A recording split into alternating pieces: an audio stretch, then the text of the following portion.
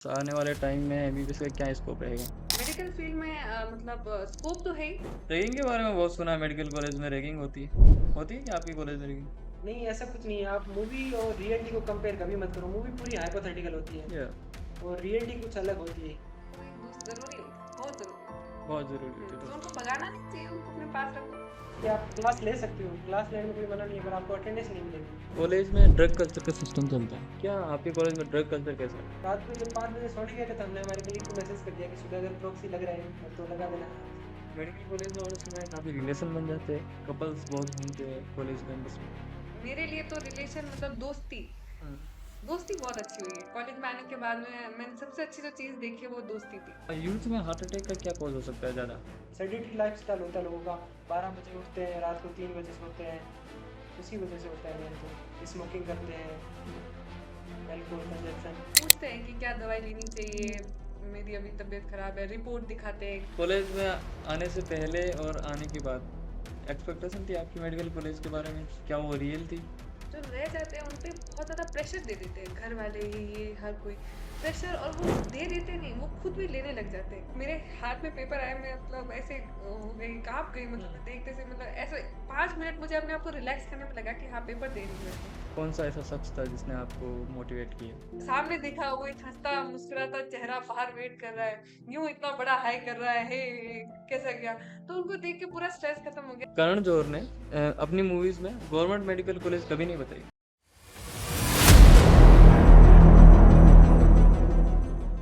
Hello दोस्तों, अगर आप मेडिकल फील्ड से हैं या डॉक्टर बनने के लिए नीट की तैयारी कर रहे हैं तो ये पॉडकास्ट आपके लिए, क्योंकि आई थिंक हमारे देश में डॉक्टर बनने के लिए नीट सबसे टफेस्ट एग्जाम माना जाता है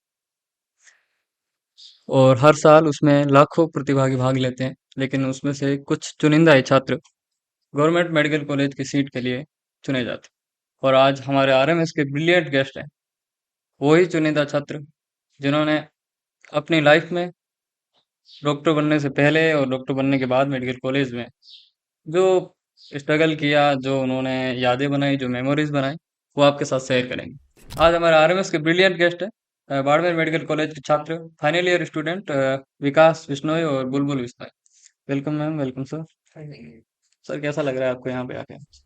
thank you for inviting us और फ्रीलैंड पॉडकास्ट पे आपने हमें बुलाया है। हमें बहुत अच्छा लगा है। इससे हम और लोगों के साथ इंटरेक्शन कर सकेंगे और जो नीट के बारे में और जानने का चाहते हैं या जो प्रिपरेशन कर रहे हैं कैसे करनी चाहिए वो सब लोगों के पास ज़्यादा पहुंच पाएगा। सो धन्यवाद हमें बुलाने के लिए। मैं प्लेजर मैम। मैम, कॉलेज में आप आए, हाँ, उससे पहले आपने कितने साल प्रिपरेशन की थी? मैंने 11th 12th विद प्रिपरेशन के साथ ही आ गई थी विद ट्वेल्थ जेम्स में। सिलेक्ट है आप? हाँ, विद। अच्छा।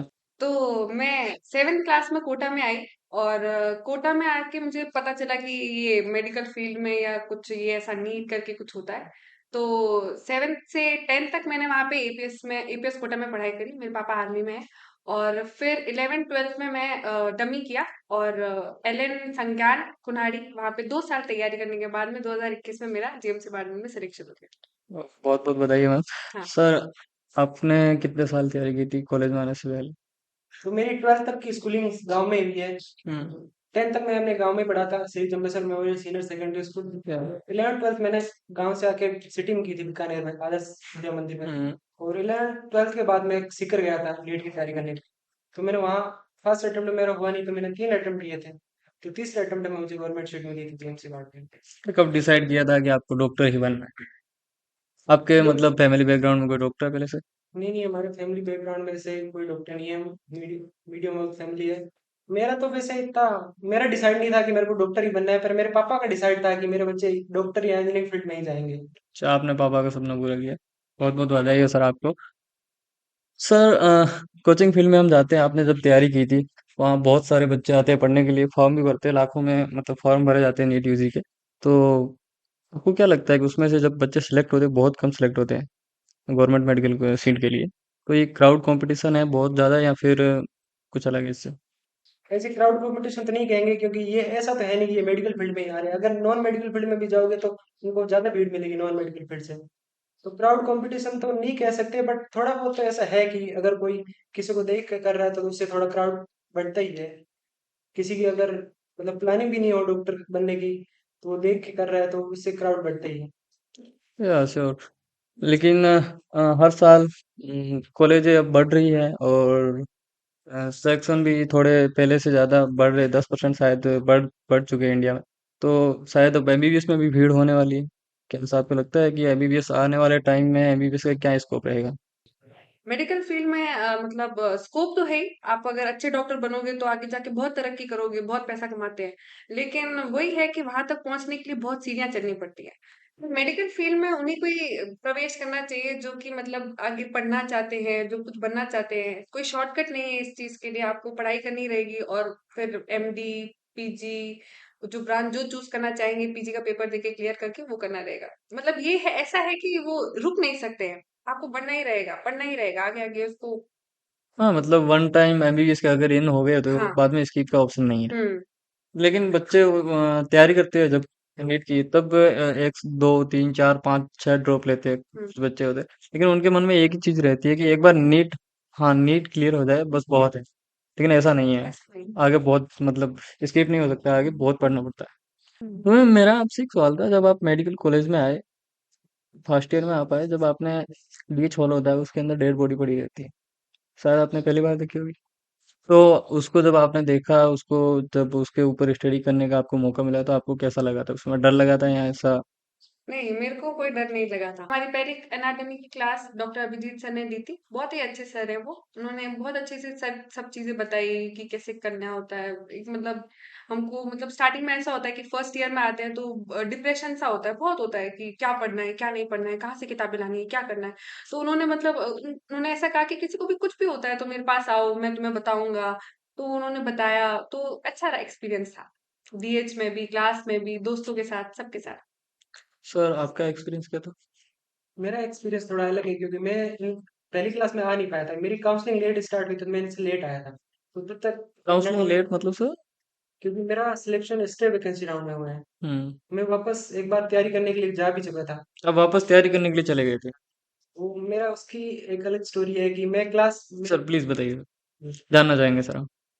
मैं क्लास लेने चला गया था वापस। मेरा क्योंकि मेरे को ये डिसाइड था कि मैं एक बार, अब मैंने 3 साल तैयारी की है तो मैं इस तैयारी को वेस्ट तो नहीं करूंगा, मेरे को बनना तो डॉक्टर ही है। हम्म। तो मेरा मन तो इतना नहीं था, मैं टूट तो चुका था पूरी तरीके से, फिर भी पापा ने कहा एक बार और ट्राई कर ले, तो फिर मैं वापस कोटा चला गया था, सीकर चला गया था तैयारी करने के लिए। हम्म। फिर मैंने 1 महीने तक लगभग अप्रोक्स क्लास ली थी, हम्म। और फिर तब तक वो मैं साथ में काउंसलिंग मेरी कंटिन्यू हो ही रही थी। हम्म। और मेरे को ऐसा था कि मिले या ना मिले, क्योंकि उस टाइम वो मतलब कट कट ऑफ आउट बहुत का। ज्यादा चलने लगी हाँ। हुई थी, तो हम्म। 620 630 ऐसी कट ऑफ थी, तो हम्म। मेरे थे 579। हम्म। तो मेरे को लग रहा था कि नहीं मिलेगी शायद। हम्म। तो मैं वापस कोटा सीकर चला गया था तैयारी करने के लिए। फिर मेरी काउंसलिंग कंटिन्यू चल रही थी, हम्म। तो मैं एक दिन ऐसे ही वेस्टर्न वैकेंसी का राउंड आया तो मैंने वो काउंसलिंग करवाई, हम्म। और मैं काउंसलिंग करवा के ई मित्र से वापस क्लास चला गया। हम्म। मैं क्लास ले रहा था, फिजिक्स की क्लास चल रही थी, हम्म। इलेक्ट्रोस्टैटिक पढ़ा रहे थे सर। हम्म। तो फिर रिजल्ट आया तो बाहर से एक बच्चा आया था सर को हम्म। मिठाई खिलाने के लिए कि सर मेरा स्टेट वैकेंसी राउंड में सिलेक्शन हो गया है। तो मैं क्लास में बैठा था तो मेरे दोस्त के पास फोन था, उसने मेरा रिजल्ट देखा। हम्म। तो उस टाइम मेरे को रिजल्ट देखा तो मेरे को एक बार तो बिलीव ही नहीं होगा कि सच में मेरे को ही कॉलेज मिल गई है। हम्म। फिर मैंने दोबारा कंफर्म किया मेरे रोल नंबर, मैंने देखा कि भाई मेरे ही रोल नंबर है या नहीं है। हम्म। हाँ, तो फिर मैंने दोबारा रोल नंबर देखे तो फिर वो मेरा ही था, बीएमसी पार्ट में लिखा हुआ था। हम्म। तो इसलिए मतलब फिर आपको उसके बाद कॉलेज फिर मिल। जब लेट इसलिए आया था क्योंकि यहाँ इनकी क्लास तो स्टार्ट हो गई थी, मार्च में हम्म। हो जाती है नॉर्मल हम्म। काउंसलिंग। मेरी थोड़ी लेट थी, मैं अप्रैल में आया था। डेड बॉडी तो आपने देखी होगी पहली बार। फिर मैं यहाँ लेट आया तो फिर वो जब मैं डीएच हॉल में गया था तो इनकी क्लासेस चल रही थी। तो जब मैंने फर्स्ट बार डेड बॉडी देखी तो मेरा तो पहले डिसाइड था कि मतलब डॉक्टर बनना है, हम्म। तो मेरे को ऐसा कुछ डर तो लगा नहीं डेड बॉडी। तो सीधा मेरे को, गए, इसके पर उठाया और बॉडी। हाँ नहीं, फर्स्ट दिन तो मैंने इसका प्रीमियम टाइम मेंबर्स देख रहा था कि सर क्या पढ़ा रहे हैं, बच्चे क्या कर रहे हैं, तो मैंने बस ऑब्जर्व ऑब्जर्व किया था। वहाँ का माहौल कैसा रहता है? कुछ बच्चे ऐसे होते हैं जिनसे डेड बॉडी से मतलब थोड़ा दूर रहना चाहते हैं, कुछ बच्चे मतलब पढ़ने के लिए तो पास जाना पड़ेगा वैसे। हाँ वो भी है, बट मतलब सारे बच्चे ऐसे नहीं होते। सब पढ़ने का इंटरेस्ट सब में ही रहता है, फर्स्ट ईयर में तो सबको इंटरेस्टेड है कि डेड बॉडी देखेंगे क्या है, कैसे करेंगे, डाइसेक्शन कैसे करते हैं, ऑर्गन कैसे देखते हैं। हम्म। वो है तो सब बच्चे इंटरेस्टेड थे पढ़ने के, ऐसा कुछ था नहीं कि कोई बच्चा पीछे बैठा और सब पढ़ा रहे हैं, ऐसा तो कुछ है नहीं। सर जब आप नीट की तैयारी करते हैं तब आपको पूरे साल आप ऑब्जेक्टिव बेस पे तैयारी करते हैं? क्योंकि आपको टेस्ट देना है, आगे एग्जाम देना है, तो वहाँ ऑब्जेक्टिव ऑप्शंस मिलेंगे। लेकिन जब आप फर्स्ट ईयर में आते हैं तो वहाँ पे थ्योरी बेस पे आपको वापस स्टेबल होना पड़ता है। तो वो एक्सचेंज कैसे रहता है आपका? वो भी है ही, मतलब जैसे कि हम जैसे 11th 12th के आप ड्रॉप लेते हैं तो हम्म। वो ऑब्जेक्टिव बेस पे तैयारी करते हैं, तो यहाँ वो अलग है कि अगर कोई बच्चा हिंदी मीडियम और यहाँ पूरा सिलेबस इंग्लिश मीडियम में, हम्म। बट हमारे वो मेरे 2 3 ड्रॉप लिए थे तो मेरे को ये फायदा था कि नीट में अप्रोक्स सारी इंग्लिश मीडियम में होती है तैयारी। हम्म। तो बायोलॉजी सारे इंग्लिश में पढ़ते हैं, इंग्लिश एनसीईआरटी पढ़ते हैं, या। और फिजिक्स केमिस्ट्री में तो कुछ ऐसा हिंदी वाला है ही नहीं अलग सा। तो इतना लैंग्वेज बैरियर मेरे को आया नहीं। और रही बात सब्जेक्टिव और ऑब्जेक्टिव की, वो तो एक साल बंदा अगर तैयारी कर रहा है पूरे साल, क्योंकि पेपर तो लास्ट में ही होने हैं सब्जेक्टिव के, हम्म। अब बीच बीच में पीसीटी वगैरह होते थे, पार्ट कंप्लीशन टेस्ट, तो इतना कुछ धीरे धीरे पढ़ते पढ़ते साथ में चले गए, तो इतना कुछ अलग लगा नहीं है भाई सब्जेक्टिव ऑब्जेक्टिव वर्ड का। सीरियस क्वेश्चन बहुत हो गए, लेकिन अब थोड़े फनी टॉप पे आते हैं। आप मेडिकल कॉलेज के हॉस्टल में रहते हैं, हाँ। तो हॉस्टल में आपके रूम में मान लो अनवांटेड गेस्ट भी आते होंगे, भर जाता होगा रूम, मान गॉसिप चलती होगी। हाँ, लड़कियों की तो बहुत चलती है। रूमों में कोई भी आ जाता है तो एक आती है, उसके बाद में दूसरी आती है, तीसरी आती है, फिर हम ऐसा बंडली बना के आराम से बातें करते हैं रूम पे। वो भी एक अलग ही पार्ट है। एमबीबीएस यही तो है, सिर्फ पढ़ाई थोड़ी है। हम्म। एमबीबीएस में ये भी होता है, दोस्तों के साथ रहना, बातें करना, रात में मूवीज देखना। हम्म। ये वो पार्ट है कि जिससे आप अपना स्ट्रेस रिलीफ कर सकते हो। हाँ। वही तो। नहीं तो फिर क्या, पढ़ते ही रहोगे तो फिर स्ट्रेस होगा। तो मतलब वही दोस्त जरूरी होता है, बहुत जरूरी होता बहुत जरूरी होती है। है तो दोस्त। उनको भगाना नहीं चाहिए, उनको अपने पास रखो। हम्म। या सर, कॉलेज में आने से पहले और आने के बाद एक्सपेक्टेशन थी आपकी मेडिकल कॉलेज के बारे में, क्या वो रियल थी?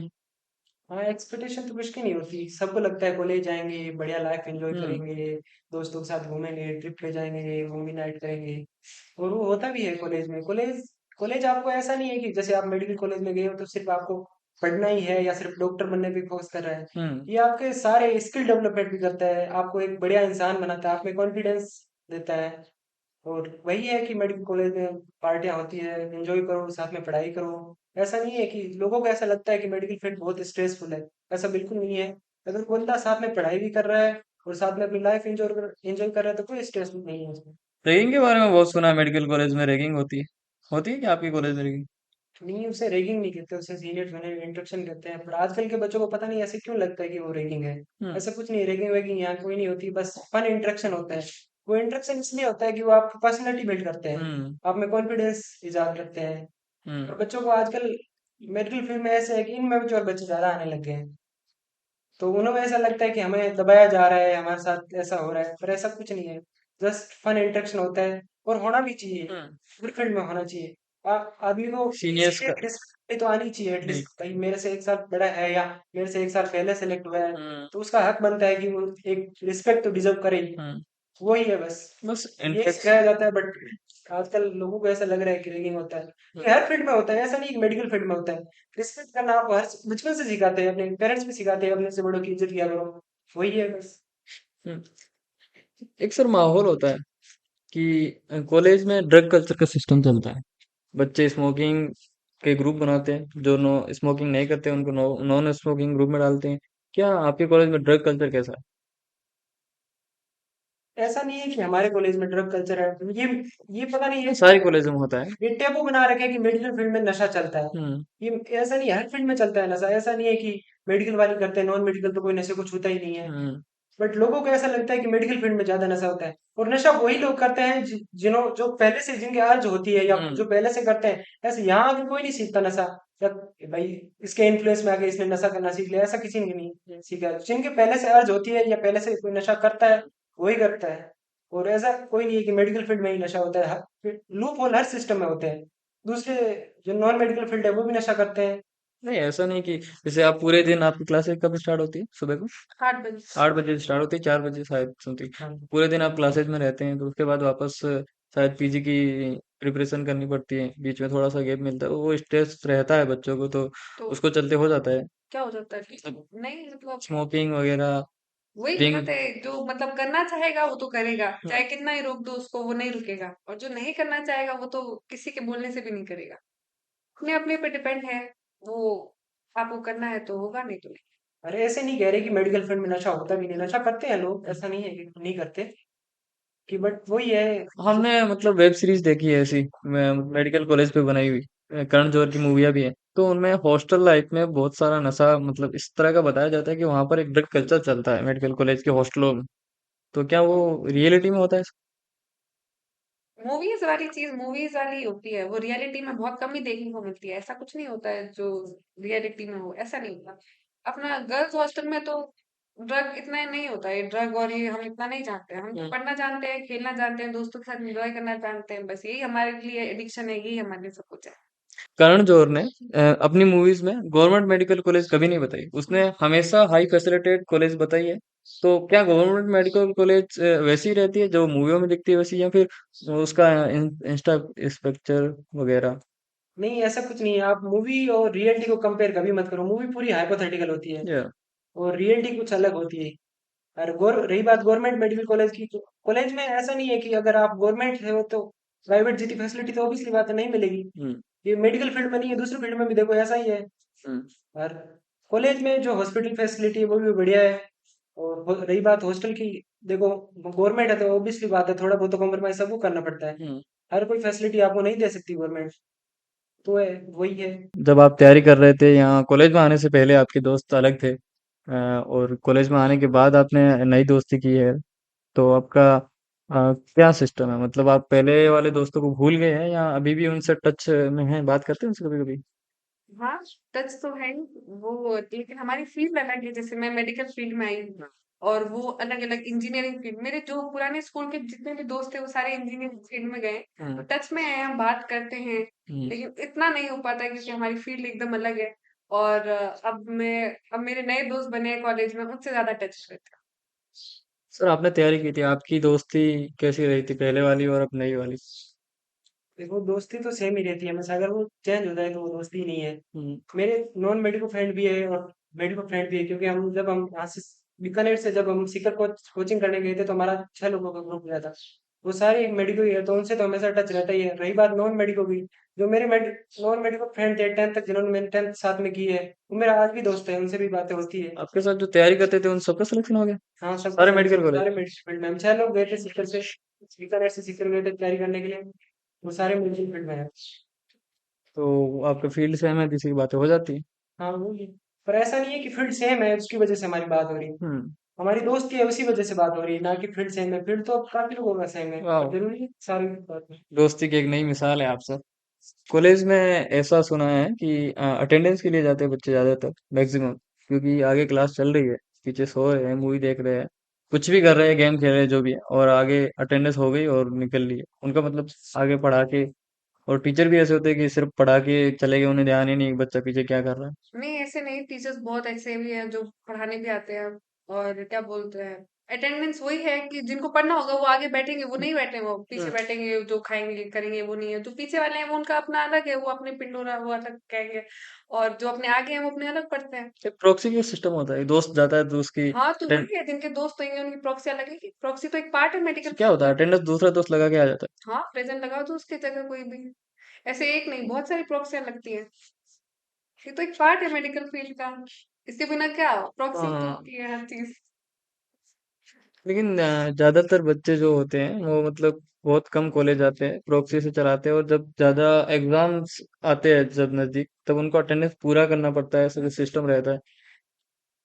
जिनकी ज्यादा प्रॉक्सी नहीं लग पाती है, जो अटेंड नहीं कर पाते हैं, तो हम्म। वो डिटेन हो जाते हैं, फिर बाद में वो सप्ली देते हैं। उनको एग्जाम में नहीं बढ़ाया जाता। हाँ, उनको भी अटेंडेंस पूरी करना जरूरी है। भी होता है। अटेंडेंस से ही आपको पता चलेगा ना कि आप पढ़ते हो कि नहीं पढ़ते हो। अटेंडेंस ठीक है, एक वो है क्राइटेरिया, लेकिन कहीं ना कहीं एक रफ क्राइटेरिया भी है कि वो इंसान अगर क्लास में प्रेजेंट है तो कुछ तो उसके दिमाग में जा रहा होगा, कुछ हम्म। तो वो पढ़ रहा होगा।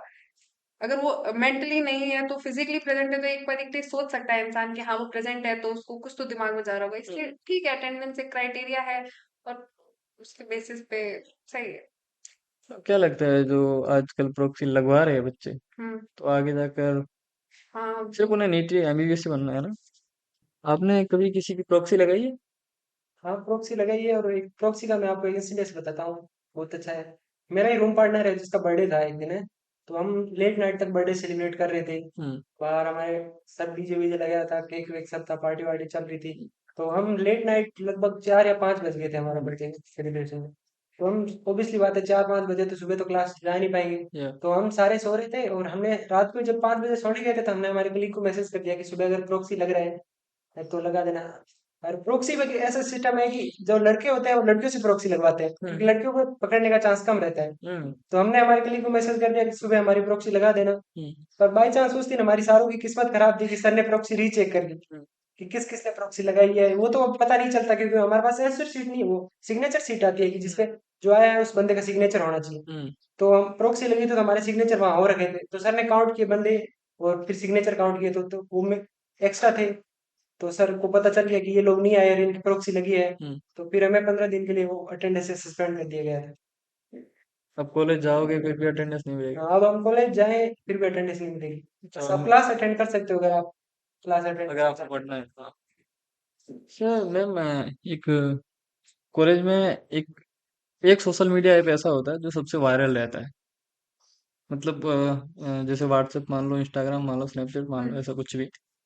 तो सबसे ज्यादा वायरल ऐप आपके कॉलेज में कौन सा है? इंस्टाग्राम। इंस्टाग्राम। इंस्टाग्राम इंस्टाग्राम पे जैसे मतलब कॉलेज की वो पेज बनते हैं, कुछ ना कुछ बनता रहता है तो उसमें सबको ऐड कर लेते हैं, फिर वो सब एक दूसरों को उसमें ऐड करके स्टोरियां लगाते हैं। कुछ ये हमारे कॉलेज में कुछ ज्यादा ही चल रहा है इसका। आपने ऐसा कुछ पेज बनाया है? हमने नहीं बनाया, हमारे कॉलेज में जूनियर्स आए या सीनियर्स कोई ऐसा अनोमनस करके लिंक बनाते हैं, उसमें ऐड करते हैं, फिर वो कुछ अनचाही अनजानी कहानियां बताते हैं, किसी के बारे में कुछ, किसी के बारे में कुछ। वो आपके बारे में जैसे कि कन्फेशन होता है। हाँ। अगर बंदा कोई ऐसा कन्फेशन पेज बन। कन्फेशन पेज का मतलब यही है कि अगर आप सीधा डायरेक्ट टू डायरेक्ट नहीं कह पाते तो आप कन्फेशन पेज पे डालो।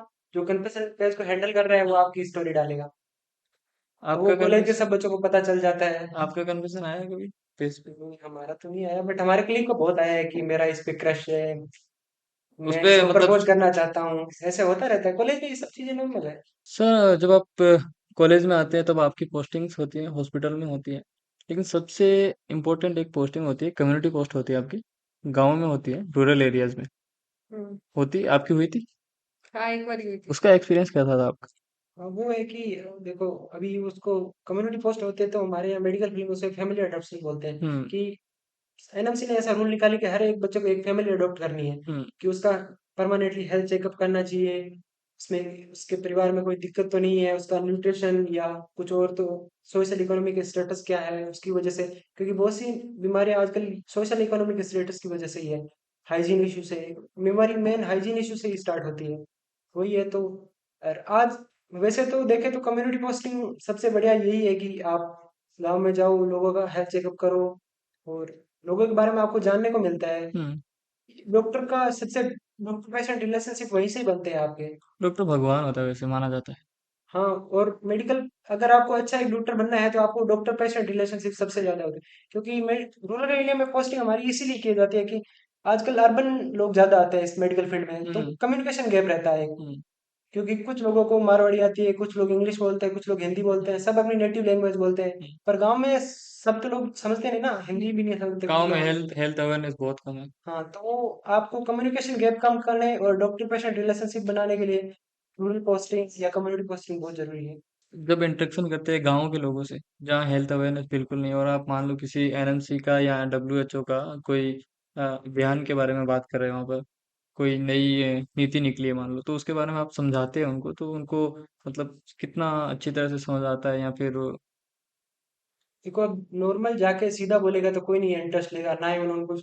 क्योंकि गांव में लोग इतने अवेयर होते नहीं है तो उन्हें हम्म लगा होगा ऐसे ही कुछ जस्ट नॉर्मल कुछ हो रहा होगा। पर हमारे ऐसा है कि हम या किसी नुक्कड़ नाटक या कोई प्रोग्राम चला के या कुछ ड्रामा करके ऐसे हमें प्रॉपर मेडिकल फील्ड के वे में समझाते हैं उन्हें इजीली। मतलब बंदा समझ सके कि क्या किसके बारे में अवेयर कर रहे हैं, क्यों कर रहे हैं, इससे क्या होगा, अगर हमने ये नहीं किया तो क्या हो सकता है फ्यूचर। तो वही है, आप बढ़िया से अगर समझाओगे उनकी। मेन वही है कि उनकी लैंग्वेज समझाओ। गांव में लोग सब सारी लैंग्वेज नहीं जानते ना। अगर आप किसी गांव में जा रहे हो और वो मारवाड़ी बोल रहा है और आप हिंदी बोल रहे हो तो सीधा कम्युनिकेशन गैप से आप कोई भी जानकारी डिलीवर कर ही नहीं पाओगे हम्म। उनको। तो वो है कि उनकी नेटिव लैंग्वेज समझाओ और सिंपल लैंग्वेज समझाओ उनको। ऐसा समझाओ कि इससे अगर आप ये करोगे तो इससे बच सकते हो, ये नहीं करोगे तो फ्यूचर में आपको ये हो सकता है। बच सकते हो सकता है। उस पे एक मेरे को सवाल याद आ रहा है कि आजकल के युवा बहुत ज़्यादा स्मोकिंग करते हैं। तो उस मतलब जो स्मोकिंग करते हैं, जहाँ से वो सिगरेट उठा रहे हैं, उसी डिब्बे पे साफ लिखा होता है, चेतावनी लिखी होती है। क्या मतलब इससे कितने कैंसर के खतरे बढ़ रहे हैं या कितना ये डेंजरस है हेल्थ के लिए? देखो, लंग्स कैंसर का मेन कोज तो स्मोकिंग ही है। क्या और वही है ये जो सबको पता है, फिर भी हाँ, पीते हैं? सबको पता होता है और फिर भी पीते हैं। वही है, सेल्फ कंट्रोल नहीं है आज के युवाओं में हम्म। ज्यादातर। वो उनको थोड़ा सा पीयर पीयर से थोड़ा सा प्रेशर आ गया तो वो हैंडल नहीं कर पाते। उनको लग रहा है स्मोकिंग करेंगे या नशा करेंगे तो माइंड डाइवर्ट हो जाएगा। तो हम्म। पर ये कोई सॉल्यूशन नहीं है प्रॉब्लम प्रॉब्लम से भागने का। आप, हाँ ठीक है, 1 मिनट के लिए आप माइंड डाइवर्ट कर सकते हो, 1 घंटे 2 घंटे के लिए, पर ये कोई सॉल्यूशन नहीं हुआ। वो ये इसी वजह से ज्यादा या इन्फ्लुएंस में करते हैं कि वो कर रहा है तो मेरा दोस्त पी रहा है तो मैं भी पी लूं, तो क्या फर्क पड़ता है, हाँ उसको तो एक कुछ नहीं हुआ, मेरे को क्या होगा। हाँ एक ग्रुप बनता है कॉलेज में, नॉन स्मोकर्स स्मोकर्स। जो नहीं पीते हैं उनको अलग ग्रुप में रखते हैं। वही है बस, कि अगर लड़कियां क्या करती है इसको दूर करने के लिए? लड़कों की अगर तरह स्मोकिंग करती है? नहीं नहीं, ऐसा कुछ नहीं होता। लड़कियां स्मोकिंग क्यों करेंगी ना कुछ। क्यों? मतलब कर सकती है, वो उनका पर्सनल कॉल है, लेकिन जनरली लड़कियां नहीं प्रेफर करती है। जैसे कि मतलब मेरी सोसाइटी का जितनी ऐसा मानना है कि लड़की। सोसाइटी, हाँ सोसाइटी। लेकिन जैसे अब हमारी कॉलेज की अगर मैं बात करूं, मैं अपनी और मेरे दोस्तों की बात करूं, तो अपने में ऐसा है कि किसी एक को कुछ हो, स्ट्रेस हो, कुछ भी हो, तो हम अपने दोस्त दूसरे के पास आ जाते हैं, रूम में जाते हैं, रूम पार्टनर्स होते हैं और हम अपने साथ में रहते हैं। कोई गेम खेल लेते हैं या किसी ट्रिप के बारे में डिस्कस करते हैं, या पढ़ाई में भी अगर किसी को कोई चीज समझ नहीं आती है, तो ऐसा नहीं है ये कि अगर अकेले ही वो चीज समझने की कोशिश करता है तो वो उसको समझ नहीं आता है, तो वो दूसरा उसके पास जाए, उसको समझा दे, बता दे। एग्जाम पास में आ रहे हैं तो फिर वो उसको बता दे अच्छे से कि ये पढ़ना है, हो जाएगा हो जाएगा, सब हो जाएगा। तो वो ऐसे मतलब बता देते हैं, तो वो स्ट्रेस कम हो जाता है। तो हमको ये मतलब जरूरत नहीं होती है फालतू स्मोकिंग वगैरह की, नहीं पीनी चाहिए। हाँ, इंजूरियस टू हेल्थ। वेरी। अब घर घर जाते हैं यहाँ से, गांव में घर है, सिटी हाँ सिटी से बिलोंग नहीं करते हो? जब गांव में जाते हो तब सबको पता है, गांव वालों को, घर वालों के, कि डॉक्टर की तैयारी कर रहा है एमबीबीएस कॉलेज में। तब उनके लिए आप मतलब अभी से डॉक्टर है। हाँ, उनकी तो डॉक्टर है कोई मेरी। ऐसा कैसा है कि कोई आस पड़ोस से आया है, पूछ रहा है कि आज मेरी तबीयत ऐसी है, बता दीजिए क्या करा? हाँ मतलब पूछते हैं कि क्या दवाई लेनी चाहिए, मेरी अभी तबीयत खराब है, रिपोर्ट दिखाते हैं कि क्या हो गया है, बता, तो बता देते हैं। वही है कि गांव में अगर जाते हो तो आपको डॉक्टर की रिस्पेक्ट तो मिलेगी, हम्म। क्योंकि गांव वालों को ये नहीं, उनको ये नहीं पता कि अभी एमबीबीएस चल रही है या डॉक्टर बन गया। उनके लिए बस एक बार आपका नीट का सिलेक्शन हो गया तो मतलब आप डॉक्टर बन गए। हम्म। तो वो अगर गांव में कोई रिलेटिव को कुछ हो गया तो वो सबसे पहले अभी मेडिकल फील्ड वाले, जैसे आपका रिलेटिव, जैसे मेरा कोई रिलेटिव हो, उसको कुछ कोई दिक्कत होगी तो वो मेरे को ही फोन करेगा हम्म। कि मेरे को ये हो गया, उसमें क्या करना चाहिए। डॉक्टर साहब क्या करना हाँ, चाहिए? वही है। उनको थोड़ी पता है कि अभी हम डॉक्टर बने नहीं हम्म। या हमें अंडर ट्रेनिंग है। और ये बढ़िया भी है कि हमें भी अच्छा लगता है ऐसे, हमें कोई पूछता है तो हमारी मेहनत, हमने इतनी मेहनत की, उसका कुछ तो मिल रहा है हमें। से ये एक कॉलेज में आ गया, सबके लिए डॉक्टर है। लेकिन ये जो डॉक्टर का जो ऑथेंटिकेशन है, ये कौन से ईयर में होता है? ये फोर्थ ईयर कंप्लीट करने के बाद में, और हमें इसमें ऐसा इंटर्न। कुछ होता है, मतलब आपको सर्टिफिकेट मिलता है या फिर हाँ, ऑब्वियसली डिग्री मिलती है हमें। पहले 4 साढ़े 4 साल की एमबीबीएस कंप्लीट करो और फिर इंटर्नशिप कंप्लीट करो 12 महीने की, उसके बाद आपको आरएमसी नंबर देगी मेडिकल अथॉराइज का, उसके बाद आपको डिग्री मिलेगी। इसके बाद पीजी करते हैं स्पेशलाइजेशन के लिए?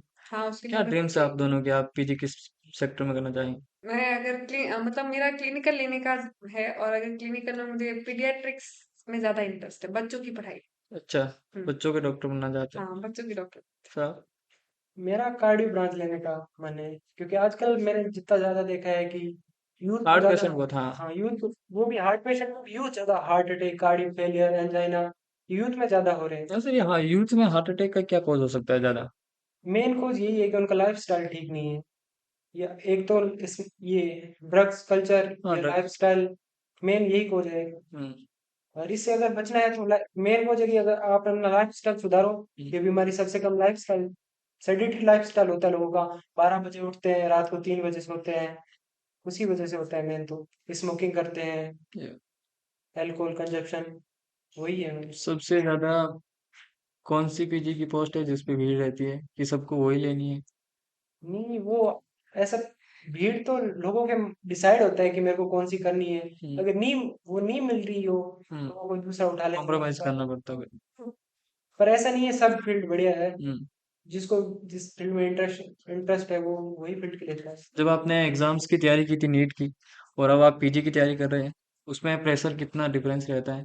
क्योंकि उस समय तो ये प्रेशर था कि नीट में नहीं हुआ तो फिर क्या करेंगे, यही करना है। मतलब हाँ, बहुत सारे फॉर्म भरे जाते हैं तो कंपटीशन टफ हो चुका है थोड़ा। लेकिन अब आप एमबीबीएस कर रहे हैं तो शायद थोड़ा प्रेशर कम होगा आपके ऊपर। जो नीट यूजी था वो एक एंट्रेंस था, हम्म। उसके उससे हम मेडिकल फील्ड की में जर्नी के अंदर जाने वाले थे। तो वो क्लियर करना मतलब वो ऐसा था कि हाँ उसको क्लियर करना है, बस वही है वही है वही है। तो था प्रेशर उस समय उसमें बहुत ज्यादा था। लेकिन अब क्या है, हमने 4 साल पढ़ाई करी है, अच्छी वही पढ़ रहे हैं, एक ही चीज पढ़ रहे हैं मेडिकल फील्ड के बारे में। और उसके बाद में सिर्फ पीजी एक वो नहीं है हमारे पास, डीएनबी जूनियर रेजिडेंसी और एमओ एमओ बनने के लिए। तो मतलब बहुत सारे ऑप्शंस हैं, तो एक तरीके से थोड़ा सा रिलीफ है। लेकिन हाँ, अगर पढ़ना पढ़ना तो जरूरी है, हाँ। पढ़ाई है अब तो सब है। पढ़ रहे हैं इसलिए अब आगे और करेंगे, पीजी करेंगे, कुछ भी निकालेंगे जो होगा वो। मैम आपने वैसे फिर 12th मेडिकल कॉलेज इंटर्न किया, हम्म। तो कुछ बच्चे ऐसे होते हैं बहुत ज़्यादा अटेम्प्ट लेते हैं, कुछ बच्चे ऐसे भी होते हैं जो एक दो अटेम्प्ट लेते हैं। लेकिन उसकी और विद 12th की स्टडी में कितना फ़र्क रहता है, ताकि वो ज़्यादा अटेम्प्ट ले रहे हैं, उनका हो नहीं रहा, बार बार ट्राई कर रहे हैं, और कुछ बच्चे ऐसे हैं जो विद 12th जैसा आपका हुआ है, तो उसमें क्या फ़र्क रहता है? जैसे 12th खत्म होने के बाद में आपको नीट यूजी देना होता है, हम्म। एक अटेम्प्ट होता है, उसको बोलते हैं फर्स्ट अटेम्प्ट। तो फर्स्ट अटेम्प्ट में क्या, हर कोई फ्री माइंड होता है। तुम जैसे मैं थी, मैं भी फ्री माइंड थी, कोई जो मेरे साथ वाले थे वो सब फ्री माइंड थे। तो वो उनका फर्स्ट अटेम्प्ट होता है, दे दिया। जो निकल गए वो तो निकल जाते हैं, जो रह जाते हैं उन पे बहुत ज्यादा प्रेशर दे देते हैं घर वाले, ये हर कोई प्रेशर। और वो दे देते नहीं, वो खुद भी लेने लग जाते हैं कि यार हमारा पहली बारी में नहीं हुआ करके। तो फिर इसलिए वो अपने में प्रेशर, इधर उधर से प्रेशर लेके थोड़ा सा ऐसा हो जाता है। लेकिन वो उनके अंदर एक होता है कि हमको करना है करना है, इसलिए वो रुकते भी नहीं है कि करना भी है और वो प्रेशर भी झेलना होता है। तो दोनों मिला के मिक्सअप करके फिर आगे चलता रहता है। लेकिन ऐसा नहीं है कि उनमें दिमाग नहीं है, वो बहुत ज्यादा तेज भी होते हैं। मतलब ताने देगी दुनिया आपको जब आप विफल होंगे, सवाल उठाएगी दुनिया आप पे जब आप किसी चीज को पाना चाहते हैं और आप उससे रह जाते हैं। लेकिन हर एक चीज का जवाब एक ही होता है, सफल होना। और यही हमारे ब्रिलियंट दोनों गेस्टों ने यही किया। सर आपने जब अटेम्प्ट लिए थे एक दो, तब प्रेशर कितना बिल्डअप हुआ था, हाई हुआ था जब दूसरा अटेम्प्ट आया, तीसरा अटेम्प्ट आया? देखो, मैंने जब पहला अटेम्प्ट दिया था तो मेरे 428 नंबर थे। तो पहले अटेम्प्ट में मेरे को पहले भी से पता था कि इस साल तो नहीं होगा शायद मेरा। हम्म। बट मैंने ऐसा नहीं है कि पहले अटेम्प्ट में मैंने पहले से डिसाइड कर लिया कि पहले अटेम्प्ट में नहीं होगा तो मैं मेहनत नहीं करूंगा। सबसे ज्यादा पढ़ाई हमने पहले अटेम्प्ट में ही की थी। पहले अटेम्प्ट में आप ये सीखते हो कि पेपर का पैटर्न कैसा है, कैसे स्मार्ट स्टडी करनी है, हार्ड वर्क करना है। हमें पहले अटेम्प्ट में इतना नहीं पता था कि स्मार्ट स्टडी क्या होती है या हार्ड वर्क क्या होता है। पहले अटेम्प्ट में हम पढ़ाई पूरी तरह से कर रहे थे, मतलब 8-8 9-9 घंटे पूरे दिन पढ़ाई करते रहते। हम्म। तो फिर भी हमारा नहीं हुआ वो, कुछ हमारी कुछ मिस्टेक हमने भी की, हमने उस मिस्टेक से सीखा नहीं। वो हमने दूसरे अटेम्प्ट में यूटिलाइज की। फिर तीसरे अटेम्प्ट में जब हमारा तीसरे अटेम्प्ट में मुझे ऐसा, जैसे मेरा दूसरे अटेम्प्ट में नहीं हुआ मैं, तो मैं दूसरे अटेम्प्ट में लगभग ऐसा हो गया था कि यार मेरे लिए मेडिकल फील्ड बना है या नहीं बना है, मैं अपना टाइम वेस्ट तो नहीं कर रहा। आप अपने आप पे सवाल उठाने लगे। हाँ, ऐसा होता है। ये नॉर्मल ह्यूमन ऐसा करता है कि अगर एक बार उस चीज में, क्योंकि मैं मुझे पता है मैं 2 बार उस चीज में फेल हो चुका हूँ, अगर इस बार भी मैंने ट्राई किया नहीं हुआ तो मेरा आगे क्या होगा। ऐसे नॉर्मल बंदे के दिमाग में आती रहती है ये चीजें।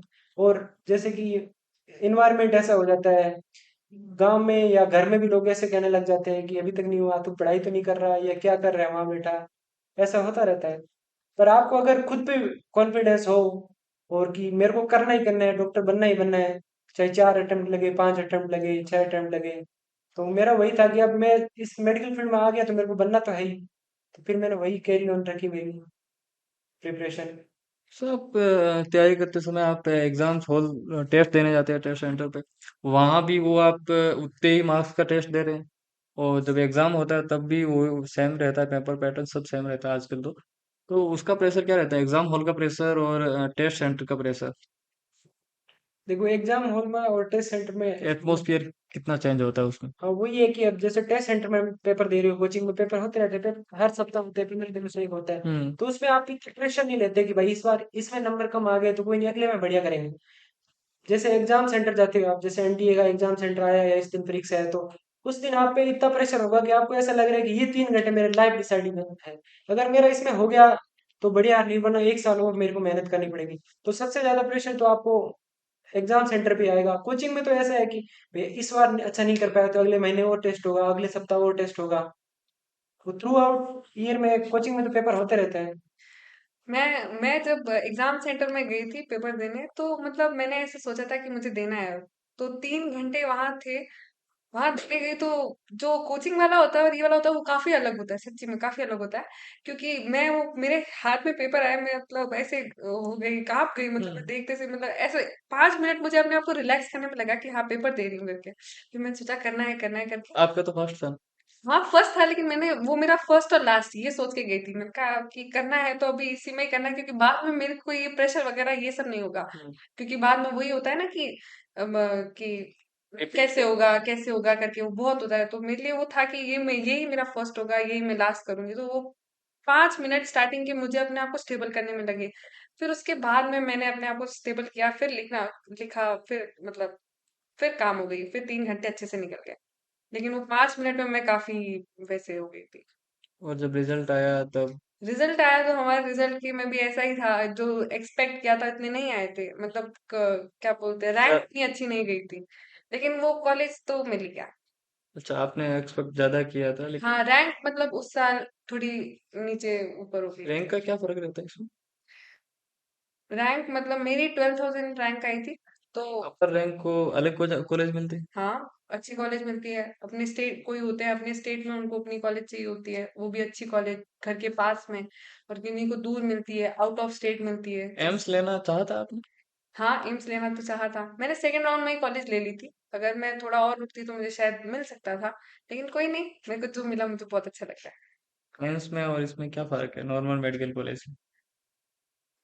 फैसिलिटीज का फर्क पड़ता है, पेशेंट्स का फर्क पड़ता है। और ज्यादा नए और अच्छे पेशेंट्स का एक्सपोजर होता है। जैसे मान लो जो जगह मतलब, लेकिन ठीक है, अच्छा है, यहाँ पे भी अच्छे खासे पेशेंट्स हैं, ऐसा नहीं है। लेकिन वहां पे क्या बोलते हैं, और अच्छे केसेस आते हैं तो आपको ज्यादा नॉलेज और ज्यादा सीखने को मिलता है। यही डिफरेंस है। बाकी जो पढ़ना चाहेगा वो वहां पे भी पढ़ेगा और यहाँ पे भी। जब आप किसी भी डिप्रेशन सिचुएशन में होते हैं, जब आप को ये लगता है कि अब सारे रास्ते बंद हो रहे हैं, मुझे शायद कोई आके हाथ पकड़े मेरा और मुझे बोले कि तू ये कर सकता है। क्योंकि ऐसा माहौल हर इंसान की जिंदगी में एक बार आता है। ऐसी सिचुएशन बहुत बार आती है। तो कुछ लोगों के दोस्त होते हैं उस समय पास में, कुछ लोग अकेले होते हैं, तो वो शायद बहुत सारे ऐसे केसेस देखे उस समय वो हैंडल नहीं कर पाते और गलत कदम उठा भी लेते हैं। तो आपकी लाइफ में कभी ऐसी सिचुएशन आई जब आपको ऐसा लगा कि हाँ, अब कोई मुझे ये बोल दे कि तू हाँ ये कर सकता है, तू इसी चीज के लिए बना है, तो उस समय आपके कौन सा ऐसा शख्स था जिसने आपको मोटिवेट किया? मैं जब नीट की तैयारी कर रही थी तो मेजर मेजर टेस्ट होते थे हमारे, तो उसमें मेरे नंबर कम आते थे। तो मुझे मतलब बहुत ऐसा होता था कि मैं क्लियर कर पाऊंगी कि मैं नहीं क्लियर कर पाऊंगी। तो तब मेरा भाई, वो मुझे बहुत सपोर्ट करता था। वो मुझे बोलता था बहन सब होगा, अच्छे से होगा, तू कर। क्यों नहीं होगा, इसमें अच्छा नहीं है तो क्या हुआ, अभी बहुत सारे पेपर बच्चे हैं, कोई टाइम खत्म थोड़ी हुआ है। तो वो मुझे ऐसे बहुत सपोर्ट करता था, बहुत बोलता था कि हो जाएगा हो जाएगा। उसकी वजह से ऐसा है कि मेरे नंबरों में असली में फर्क देखने को मिला। मेरे नंबर बढ़े तो एक खुशी मिलती है कि अपने भाई की सपोर्ट करने में है। और वैसे ही वैसे मेरी मम्मी, उन्होंने भी तो मुझे फुल सपोर्ट किया। वही थी जो मुझे नीट के सेंटर पे लेके गई थी। वो वहां पूरे 3 घंटे वहीं बाहर ही बैठी थी। और वहां बाहर बैठे माला पढ़ रही हैं, जप रही हैं, कुछ भी कर रही हैं, बस ये है कि मेरी बेटी अंदर से पेपर दे रही है, अच्छा दे, ये वो। वेट किया बाहर। और जैसे आप सेंटर से बाहर निकल के आते हो ना, तो बहुत स्ट्रेस होता है कि कैसा गया पेपर, कैसा गया। हम्म। तो वो था कि पेपर कैसा गया। लेकिन फिर सामने देखा वो एक हंसता मुस्कुराता चेहरा बाहर वेट कर रहा है, यूं इतना बड़ा हाई कर रहा है, हे कैसा गया। तो उनको देख के पूरा स्ट्रेस खत्म हो गया कि हाँ ठीक है, 3 घंटे थे, पेपर हो गया। उनको खुद को बहुत ज्यादा टेंशन है, सबसे ज्यादा उनको टेंशन है कि कैसा गया होगा वो। लेकिन फिर वही है कि वो हंस रही थी, मुस्कुरा रही थी, तो फिर हमका हमारा स्ट्रेस भी चला गया और फिर हो गया। माँ सबसे अच्छा और सबसे भरोसे वाला दोस्त होता है हर इंसान का। सर, आपकी लाइफ में ऐसी कोई भी सिचुएशन? मेरा ही ऐसा है कि मेरे सबसे बड़े सपोर्टर मेरे मम्मी और पापा हैं। मेरी मम्मी ज्यादा तक पढ़ी नहीं है, मतलब पढ़ी फर्स्ट क्लास तक ही नहीं पढ़ी हुई है, और मेरे पापा थर्ड ग्रेड टीचर है वैसे।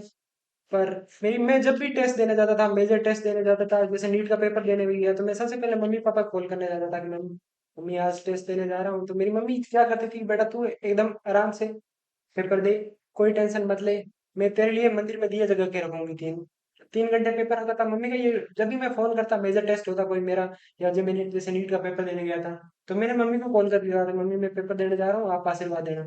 तो मम्मी ने, वैसे मम्मी पापा का आशीर्वाद तो हमेशा साथ रहते ही है, मम्मी हमेशा यही कहती थी, बेटा हमारा आशीर्वाद तो तेरे साथ हमेशा है ही, और मैं तेरे लिए मंदिर में दिया जला के रख रही हूँ।